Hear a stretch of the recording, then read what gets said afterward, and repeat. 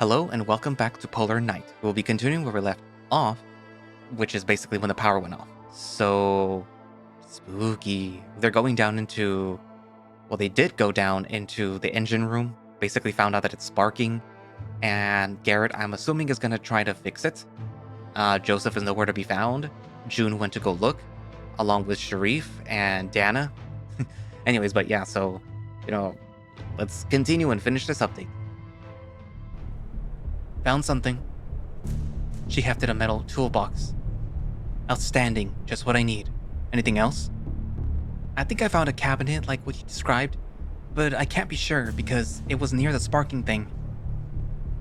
I'll show you. Is that thing going to start sparking again? No, the power is off. I mean, completely this time. I shone the torch around, noticing the horse was nowhere to be seen. Where's Sharif? I don't know. He was near the back corner of the room last I checked. Sharif? I called out, peering around the machinery. That was when I noticed I couldn't see the light from his torch. The engine room was spacious enough, but not enough to play hide and seek. Sharif, stop screwing around! Silence. Can you fucking believe this? Alright, look, just show me the cabinet and I can make a start on it. Then you can go and take a look for him, okay? I saw her tail thrash a little and her lip twitch. I was getting the impression that she didn't like being told what to do. Fortunately, she relented, turning and leading me towards the panels that had previously been showering sparks everywhere. This one here. She shone her light on a tall cabinet with an upper panel of large switches and a red button under a plastic protective flap. This is what you need? Scanning it with my torch, I squinted at the labels and warnings. A pull-down handle near the red button was marked Charge. The labels above the switches had bewildering series of names consisting of names like C2 or Forward BPS, but I finally found the one that I could understand. Rudder control, this is it. So, what do you think? Fixable? I can't say yet. I need to take a closer look. Why don't you go look for Sharif? Yeah, but I wanted to ask you about something first. Her sudden tone shift gave me pause. What about? Guess. God, even now of all times, she couldn't resist being an arsehole. Sharif? Do you think that he's on the level? I met her eyes, trying to figure her out. She gave nothing away, watching me with her laser-like gaze. I don't know. She didn't react, but she did glance around, suddenly concerned for any potential eavesdroppers. I heard what happened with Stefan. And what did you hear? I was getting frustrated with her vagueness, and the tilting and low roar of the weather was not helping. She looked a little taken aback by my snapping at her, but I could swear that I saw a slight smirk. Stefan was taking pictures of him and his notebook, and he's lost his temper. His notebook? Stefan wasn't taking pictures of him or his fucking notebook. He was taking pictures and Sharif overreacted. How do you know?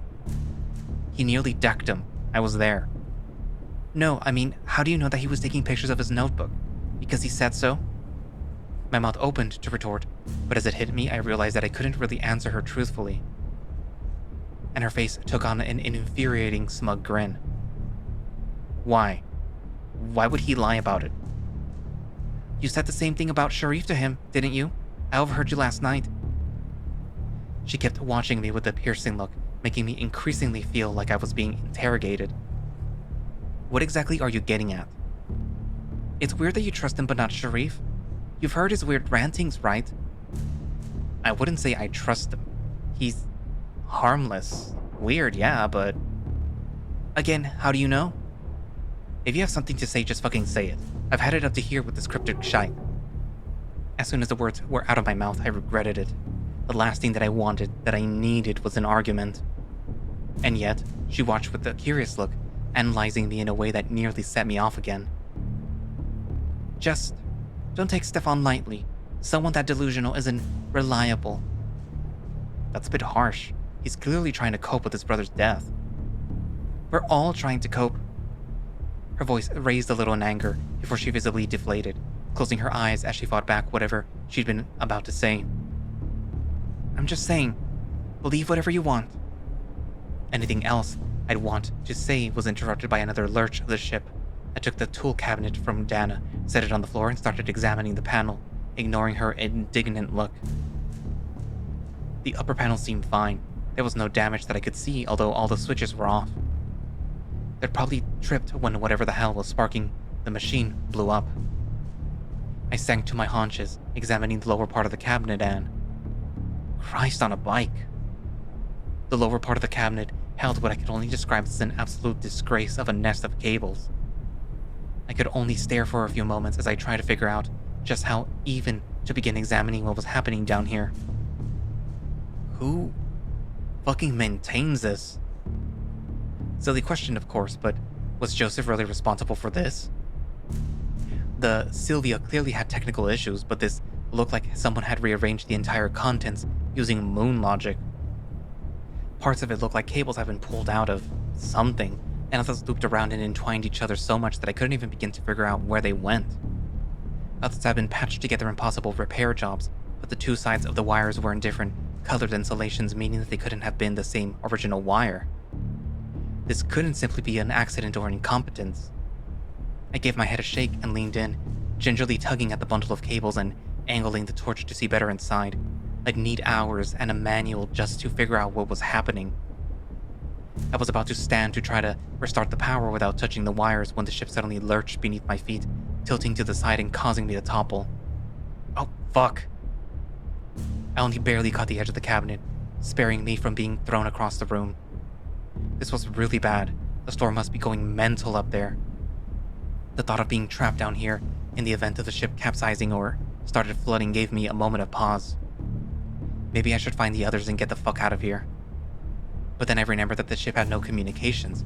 If we abandoned ship, that there was no telling just how long it would take for help to arrive, and I didn't fancy our chances in a lifeboat out there.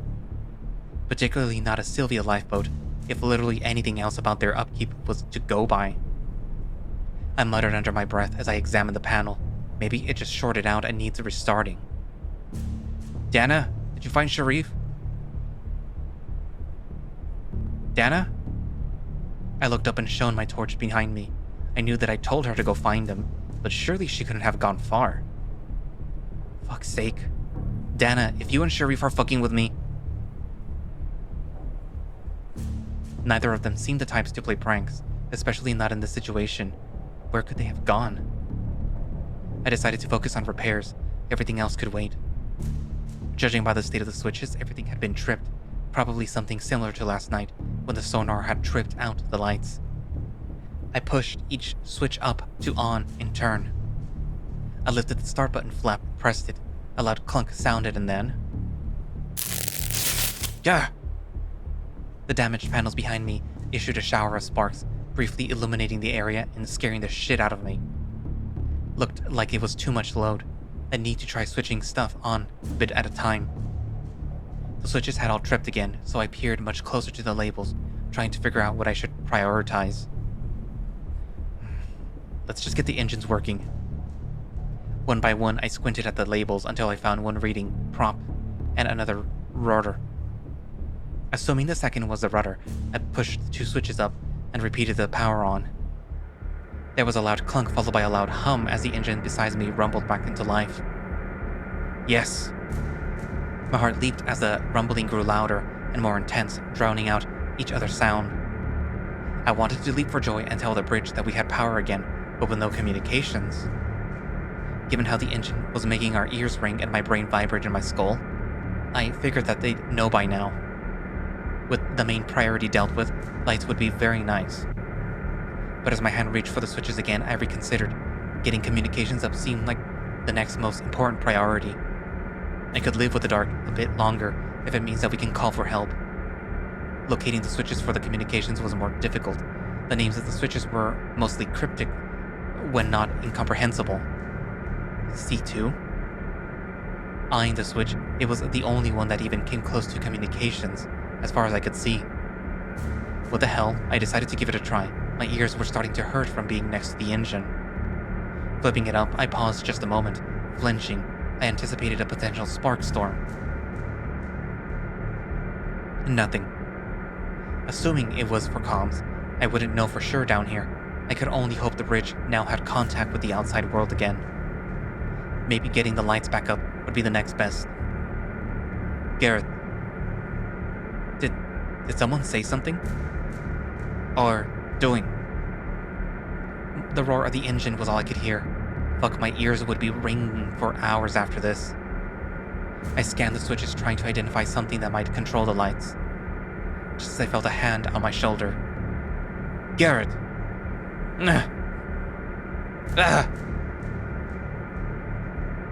There, looking both furious and alarmed, was a huge bull. Joseph! My heart hammered in my ribcage. His alarm faded and the fury on his face became even more apparent. What? Doing? I could barely hear him over the engine. I leaned forward, pricking an ear and cupping a hand. What? The fury on his face gave me pause as he loomed over me. What are you doing? Even with the engine, I could hear the outrage in his voice. Before I could say anything, though, Dana and Sharif both materialized. Is control. Where fucking?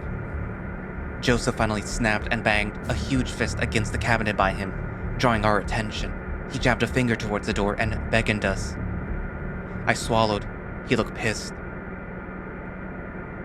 On the way out, he flipped a couple of breaker switches and the lights popped back into life. Whatever relief I felt was short-lived as I saw the look of fury on his face. We followed him up the narrow stairs in silence. Sure enough, my ears were ringing. The moment that we got to the top of the stairs, Joseph rounded on us and bellowed. What were you thinking? Playing with engine? You could have been killed. I recoiled, raising my hands defensively. I just fixed the...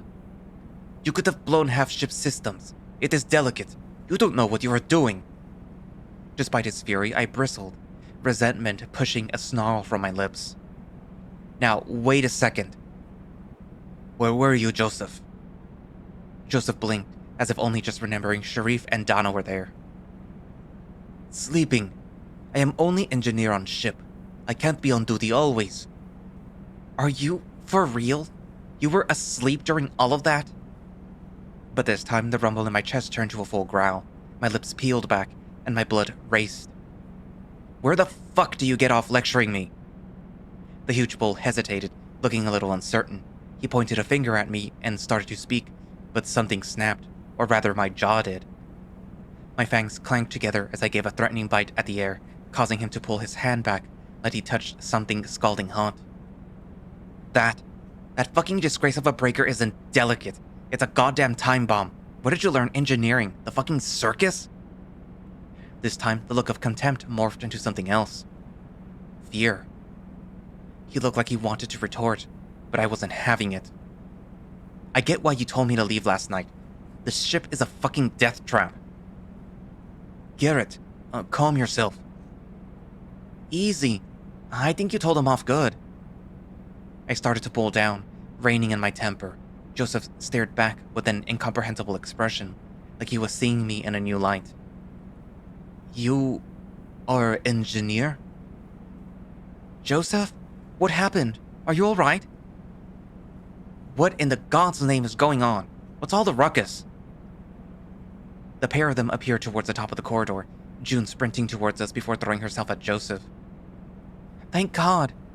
When you didn't answer the radio, She trailed off, her voice cracking as Joseph placed his hands on her back, patting her comfortingly.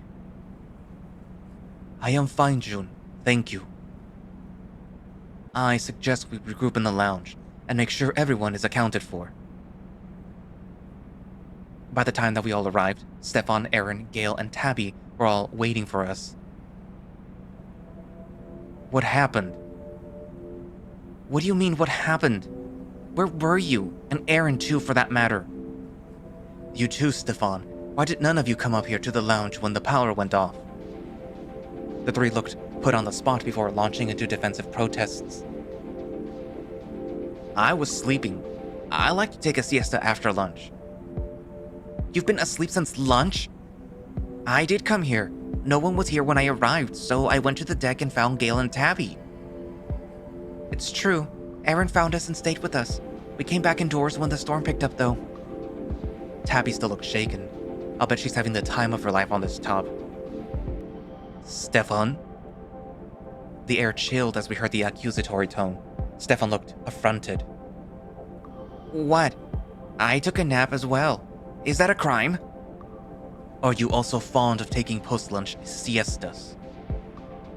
It was obvious Sharif didn't believe a word, but before they could start butting heads again, I interjected. June, how's the ship? Do we have control back? Yes, but... She looked really shaken, her eyes darting to Joseph as if to confirm something. But... The impatience in her voice was matched only by the agitated thrashing of her tail. Communications are still down. Seriously? I thought I'd restored power to the communications. Emphasis on thought. I was firm, but June only looked even more upset. Then that means that our comms are still down for whatever reason. Maybe the power failure damaged them or something, but we can't contact land or our GPS is offline. I will do what I can, but you...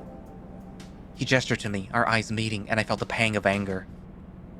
Have probably damaged something when you messed with it. Were you not paying attention? I fixed the fucking thing. At least as best as I could tell from... Enough. This is not helping. I stewed in my resentment, giving the bull a glare, but he was now watching Sharif with an intense look. Now I want to hear an explanation for the bosun here, and I hope for your sake that it's better than the pathetic excuse you gave earlier. Wait, I don't get what's going on. Did you say Garret fixed the engine? I'll let him explain, if you wouldn't mind. She gestures to me and now all eyes are on me. Whatever frustration and anger I had evaporated. I might as well have had a spotlight on me. Well, I restored power. I wouldn't say I repaired things technically. But the power system is a piece of shite. I was lucky not to blow the damn thing up. It was so fragile. But you didn't get the communications on though, right? I thought I did, but I don't know. Joseph would be the one to ask. The fortunately drew the intense gazes away from me and onto Joseph, who, sure enough, did not respond or emote in any way. Christ, maybe he should teach being calm under pressure. He certainly shouldn't teach engineering. The ship is in a bad way. As only engineer, I can only fix so much. I think that we can all tell the ship is in a bad way, thank you. The question is, what are you going to do about it? We should return to port. No guarantee that it will not happen again. If we don't have communications or GPS, can we even find our way back? Of course, we can still use charts, but repairing the ship is going to take time though. I don't know if the repairs can be done before your charter ends. That is outrageous. His bellow caught us off guard and June shrank back from him. This is unacceptable. If the voyage must be postponed, I demand a refund. You'll need to speak to the captain. The look he gave her chilled my blood, and it wasn't even his target. Without another word, he swept towards the stairs and stomped up towards the bridge. I'd have offered silent sympathies to the captain, but honestly, I was almost as pissed as Sharif. A chilled silence settled over the room, not helped by the fact that it was now freezing in here. So, is the heating going to come on? I don't think that I'll make it back to port before I freeze. I noticed Stefan slinking his way towards the stairs to the bridge deck. His eyes met mine and he made a silent shh to me. Aaron seemed to spot him too. He started sidling nonchalantly as possible in his direction. Well, fella, you gonna do your job and get the heating up again? As pissed as Joseph had been before, I felt like it had been more of a reaction to what he thought was a non-engineer screwing with the breakers. A more scolding reaction than real anger. This time, though, I do not like your tone. And I don't like your work quality. Guys, enough. Let's not fight.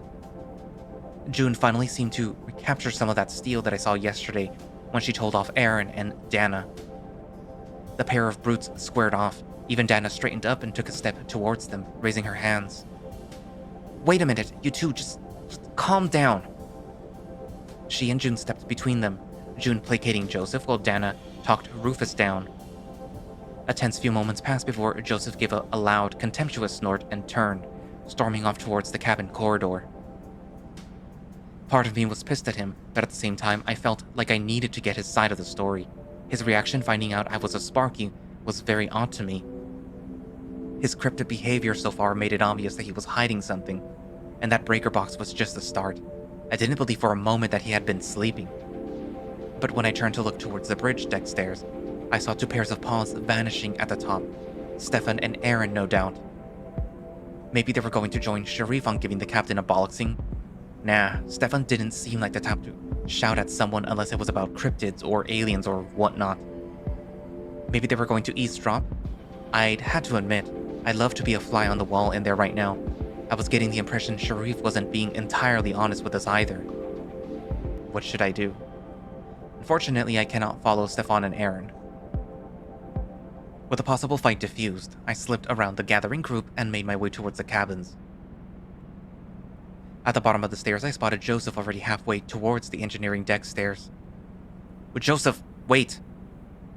I half expected him to ignore me, but surprisingly, he stopped and half turned, glancing back curiously. I jogged up to him and he turned to fully face me. His expression was, per usual, blank and emotionless. I need to talk to you. About the breakers. Joseph glanced behind me, as if checking if anyone was following us before silently beckoning at me. I followed, not sure where he was leading me. We went down to the engineering, but this time turned right at the bottom and led me to a door on the opposite side to the engine room. I'd have expected a tool shop or some storeroom, but it was a small cabin, Spartan and immaculately tidy. He watched me evenly, and I was getting another he's trying to gauge me feel. The radio and GPS I can fix. Maybe a few hours. Everything else? He spread his hands in a hopeless gesture. That bad? Duh. The others won't be pleased about that.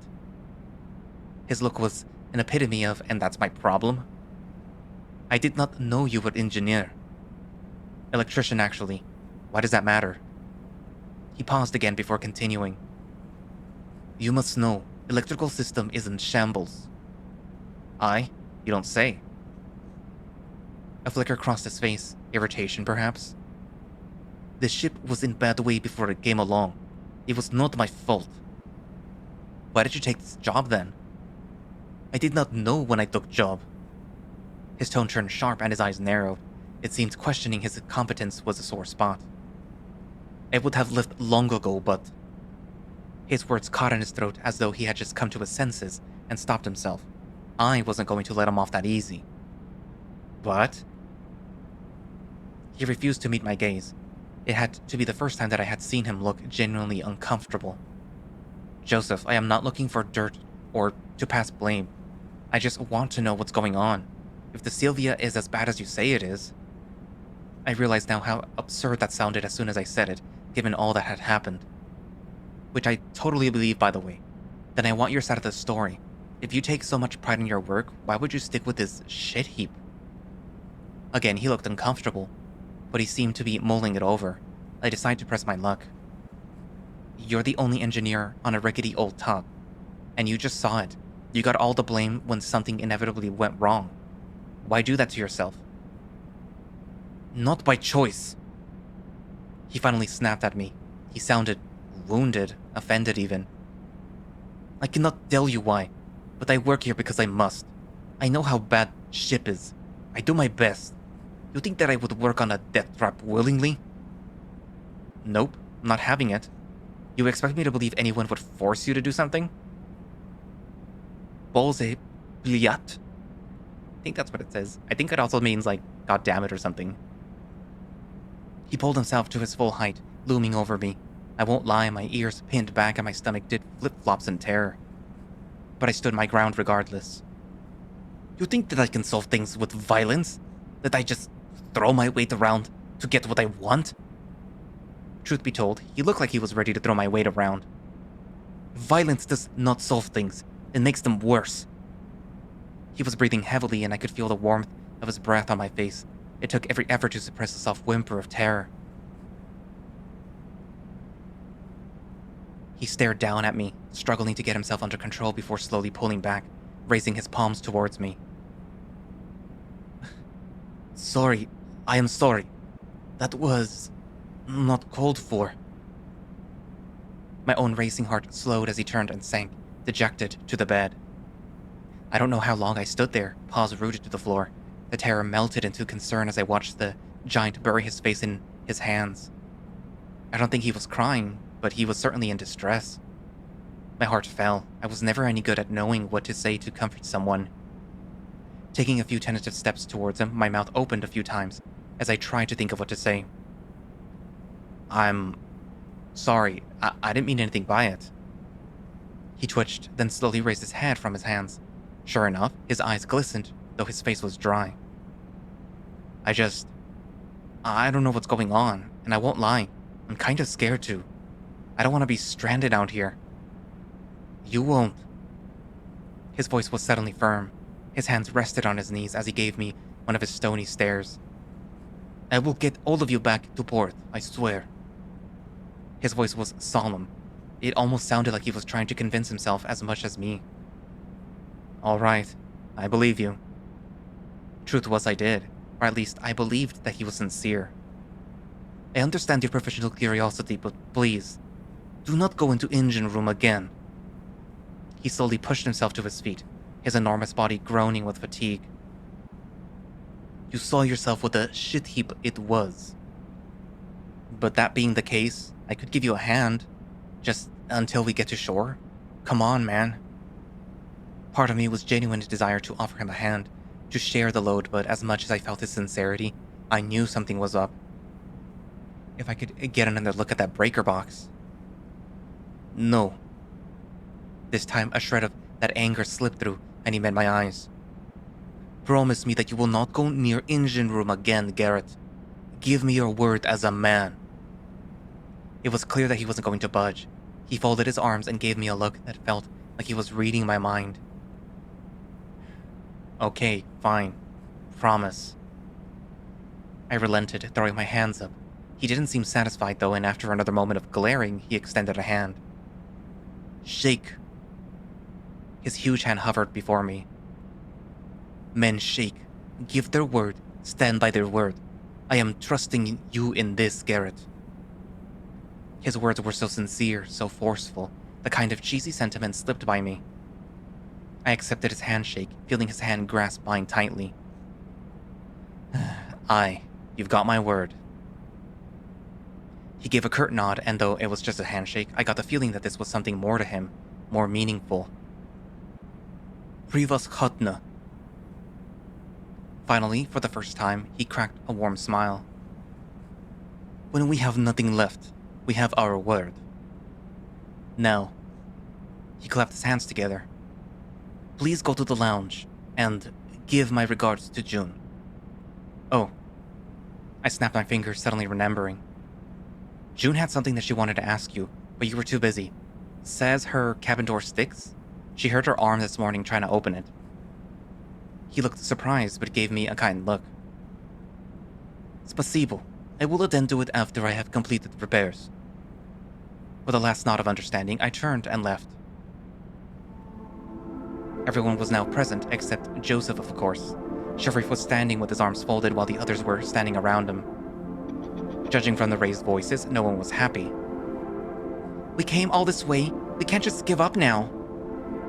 Are you even listening to yourself? We don't have communications or even heating. Joseph will get those up and running, and failing that, we have Garret. Despite my attempt at a discreet entrance, she spotted me. Speak of the devil. Did you go and take a look at the damage? Damage? Oh, no. I went to speak with Joseph. And? What did he have to say for himself? Just that he was going to get us back to port. The looks that I got told me that no one was reassured. And the radio? He says that he can get communications back in a few hours. Could you repair it? Me? You are an electrical engineer, yes? Well, yeah, but the breaker was a mess and half the engine room is an electrical hazard. I wouldn't know where to start without Joseph's help. I'm sure Joseph could. Sharif, Joseph got us into this mess. I am well aware, but he could at least give Garret the necessary guidance. Joseph doesn't want me to go near the engine room anymore, so I doubt that he'd help me. Sharif looked increasingly frustrated. Well, since you were gone, we've been discussing where we go from here. If we go back now, we might never get another shot at this. Of course we can. We get a refund, find another ship. It's not that simple. Even if I got a full refund from the captain, some of the funds cannot be recovered. The sonar equipment, for example. There were significant costs getting it here, installing it. Look, I don't care about money. No amount of money is worth our lives. And I don't know about y'all, but I ain't looking to die out here in the Arctic. Right. If we have to call this off, I'm all for it. I'm not. We won't get another shot at this. Stefan. Look, I get it. I'm the weirdo and everyone thinks that I'm insane. I get it. But I can't be the only one who gives a shit about finding out one way or another, right? I mean, could you all seriously say that you can sleep soundly at night not knowing? Just wondering if they're really out there, starving and cold? His anger melted as he spoke, until he trailed off, as though his own imagery was getting to him. Stefan, I get it. I really do. But all it takes is another breakdown and... Like, how long would it take for us to be considered missing? You all heard June, right? Less than a minute in the waters out here is enough to kill. You think it's cold now? Imagine if we need to use the lifeboats. Assuming they work, of course. I get the danger, but is everyone here really okay giving up on the one shot that we have getting answers? A moment of quiet passed over us. Stefan gave her a grateful look, but she looked rather ambivalent. Answers don't mean much if we're dead too. What if we haven't gotten the engine running again? To emphasize this point, he nodded to the window. Sea spray was running down the glass in constant streams as the ocean was whipping up by the intense winds. All right, we need to come to a decision. Keep going or call it off. And how do you propose we do that? We vote. There was a pause where all I could hear was the wind and waves slushing over the deck. The storm wasn't as intense as it was earlier, but still not weather I'd like to be out in. A vote? To stay out here in the middle of a fucking Arctic Ocean on a ship that's falling apart for 2 goddamn weeks? Is everyone here fucking high? Everyone put their money into this, not just you. We all get a say. So why not turn around, drop off anyone who wants to quit and then continue without them? I would presume that the people that want to leave would want refunds. Each of you contributed funds to cover your own attendance on this vessel, but that was merely a small part. The majority of the funds you each provided contributed to chartering the vessel and the sonar. I cannot refund any of you without canceling the whole voyage, which, as I also just said, could not include the entire sum you each paid. So put simply, no refunds? More accurately, either everyone gets a partial refund, or no one does. And before anyone asks, chartering a new vessel would be even more expensive.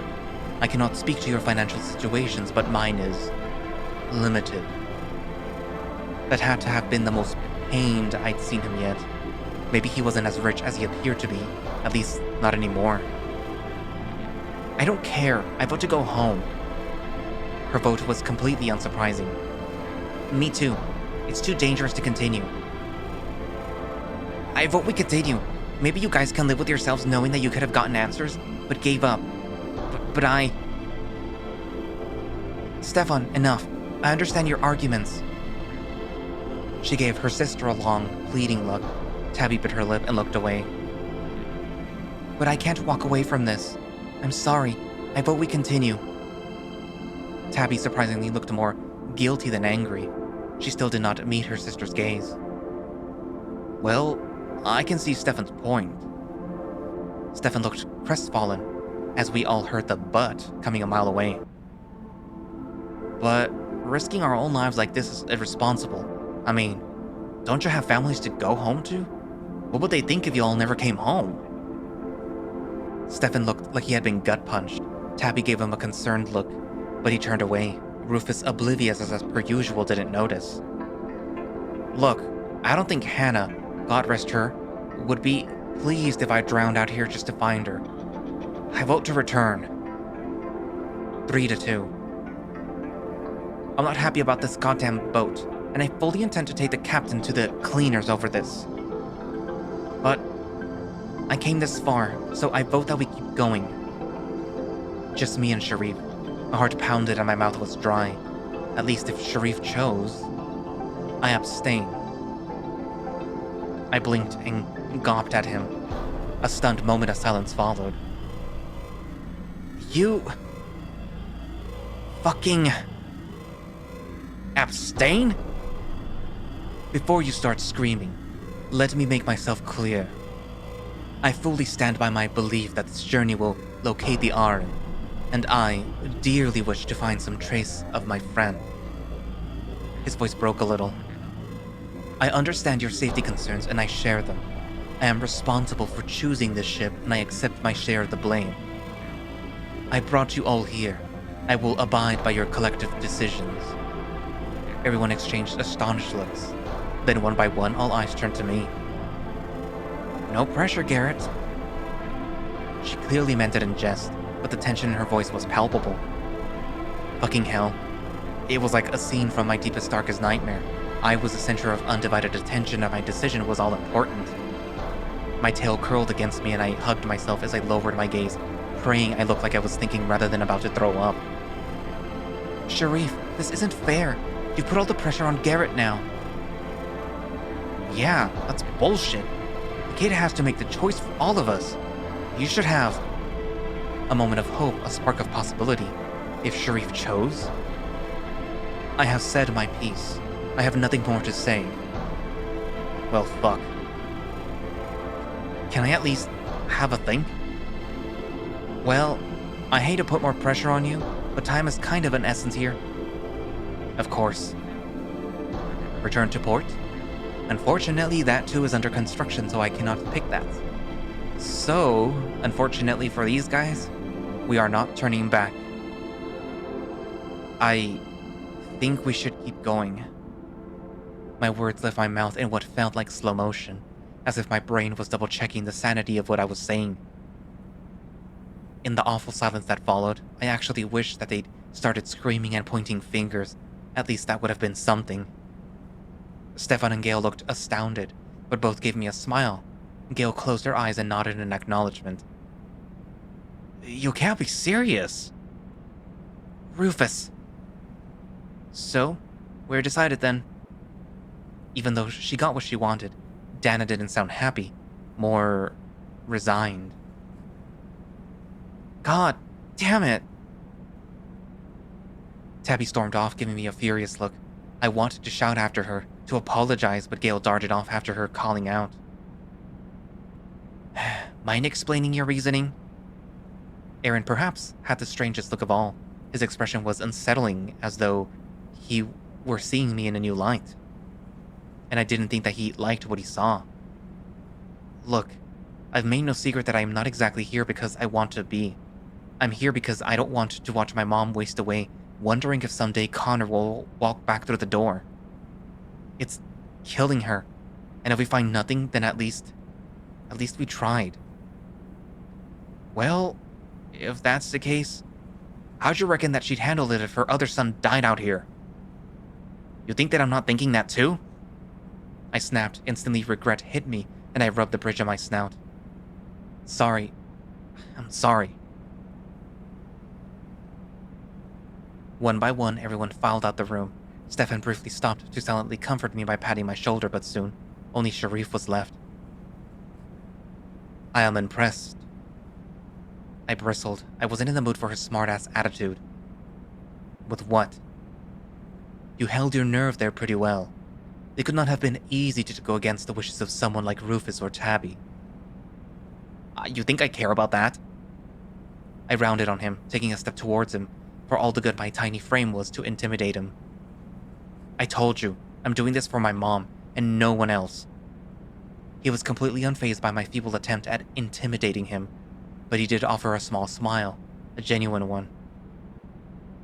As you say, I will inform the captain of our decision. I would suggest that you go to rest. Your day has been rather tiring, wouldn't you agree? He turned and with a spring in his step, ascended the stairs to the bridge. The privacy of my cabin couldn't come soon enough. As I walked down the cabin corridor, I could hear Tabby and Gale arguing. Aaron had been standing just outside his door, murmuring with Rufus. They both stopped as I passed, watching me. I was sorely tempted to confront them, tell them to say what they wanted to say. I was of course not brave enough. Besides, I just couldn't bring myself to be around anyone right now, especially if they were pissed at me. That was when my need for a smoke hit me like a sledgehammer to the chest. God damn, did I need a smoke. There wasn't a smoke alarm in the bathroom. Great. No way was I venting back out this room. Not tonight. Fumbling with my pockets for a smoke, my hand found my pocket of cigarettes, but... Fuck, where is it? Rummaging in my pockets with increasing panic, I pulled out my jacket to check in the interior pockets before stuffing my hands in my trouser pockets. It had to be around here. It was never away from me. But with each passing moment, it became clear that my lighter was missing. You have to be fucking kidding me. I paused, trying to calm myself and think clearly. Hard enough as it was when my chest felt like pure adrenaline was pumping through my heart. I'd last smoked just before my nap, before lunchtime. I dashed for the bathroom and stepped sharply as my boots splashed something. Oh, you are fucking kidding me. The window. I'd forgotten to close it fully. The floor of my bathroom was waterlogged. Shutting the door behind me, to fully prevent it from escaping into the bedroom, I ran over to shut the window before turning to observe the carnage. My toothbrush and other toiletries had scattered across the floor, presumably during the storm, which was also presumably where all the water had come from. But before I could tackle that, I needed to find my lighter.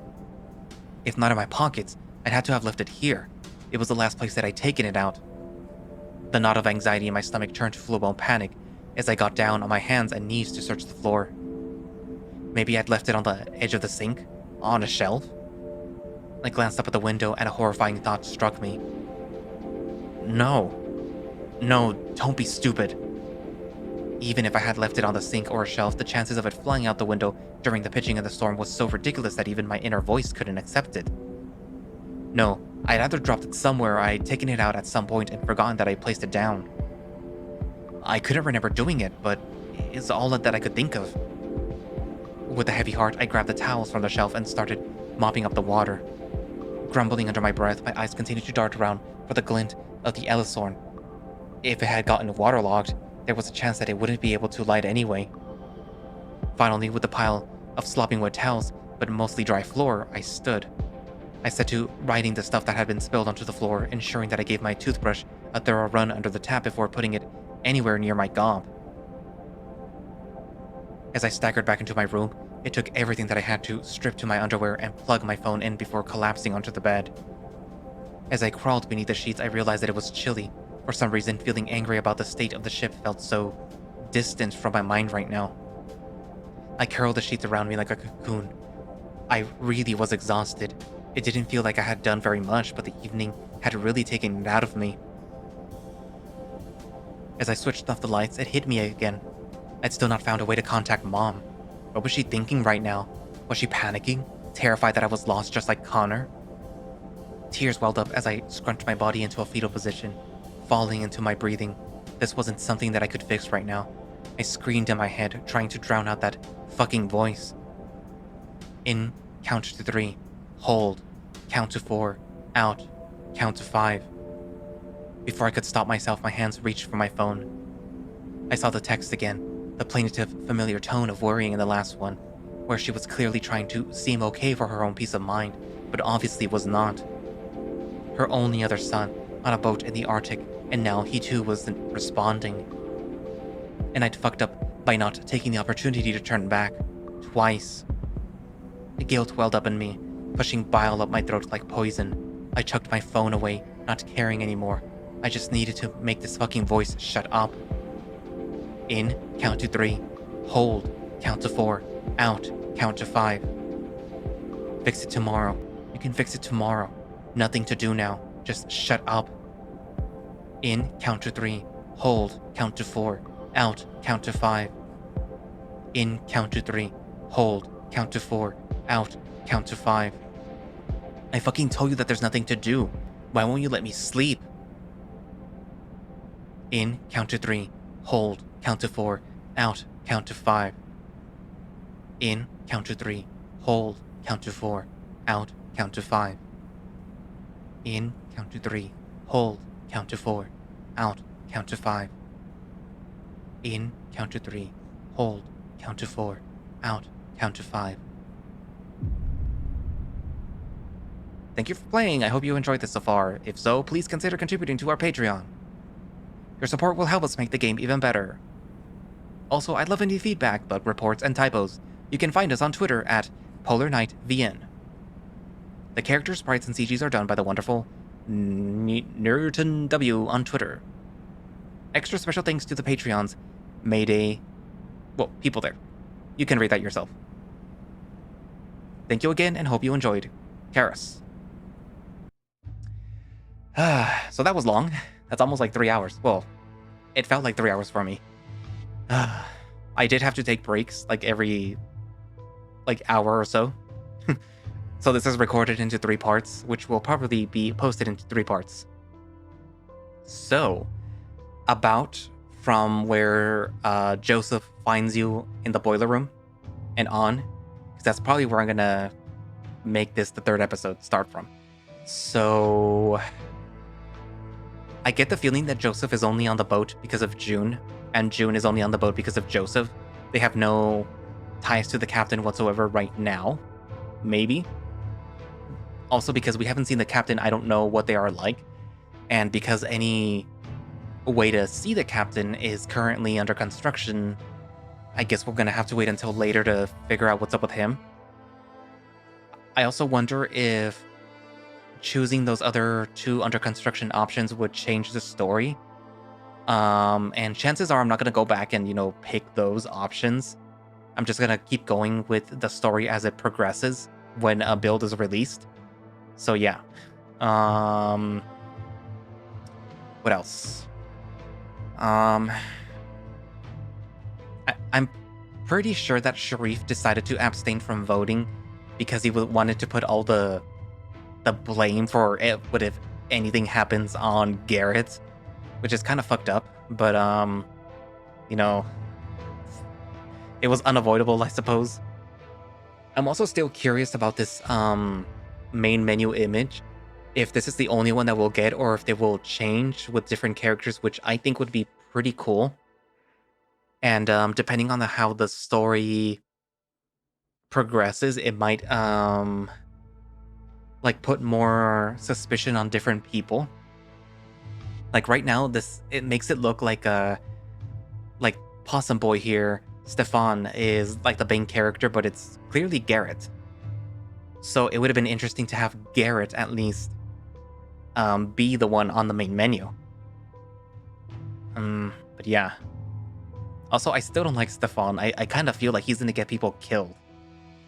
And that will happen in the story. People will die, there will be gore and stuff like that. So this is probably a choice-based story. So depending on what I choose or what is available for me to choose at the time, that will determine how the story will end, at least for the channel. So just so you know, if you don't like where I'm going, you could probably play it yourself, or at least look at somebody else who's playing it later when the routes have been updated to actually be able to make actual choices. But yeah, I'm only playing with what we have available. I'm not going back and rereading stuff. Anywho, also there is no not safe for work stuff, no dating or anything, just so you guys know, okay? This is purely like a mystery or thriller story. Anywho, so write down in the comments what you thought, and thank you all for watching / listening. If you would like to play Polar Knight yourself, you can do so by going down into the link in the description, which will take you to the Polar Night VN Twitter page, which will link you directly to the itch.io page for Polar Night. And I will also link down the Patreon in case you want to support Polar Night, because, you know, the story is pretty cool and interesting. It is a little difficult to read.